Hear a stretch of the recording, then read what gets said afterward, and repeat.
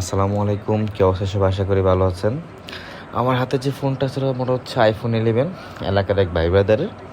Battery health আছে 93, কিন্তু দিনের ভিতরে ফোন 5-7 বার করে বন্ধ হয়, বন্ধ হয়, চালু হয়, বন্ধ হয়, চালু হয়। পরে আমার বললো, ভাই দেখেন তো ফোনটা কী সমস্যা।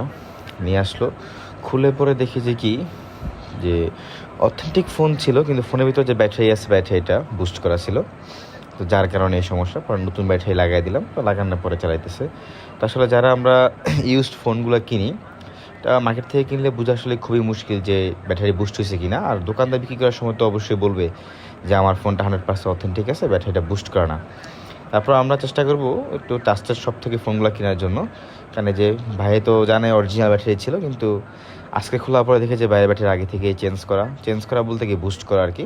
তো যার কারণে হেলথ বেশি শো করতেছিল, কিন্তু ব্যাকআপ আর পায় না, আর ব্যাকআপ পাবে না। বছর ফোনের বয়স তো কম হয় নাই, ব্যবহার করতে করতে ফোনের ব্যাটারিটা একেবারে ড্যামেজ হয়ে যায়। তো আজকে ব্যাটারি পাল্টাই দিলাম, আর ব্যাটারি চেঞ্জ করার পর একটা নতুন ব্যাটারি 100% হেলথ আছে।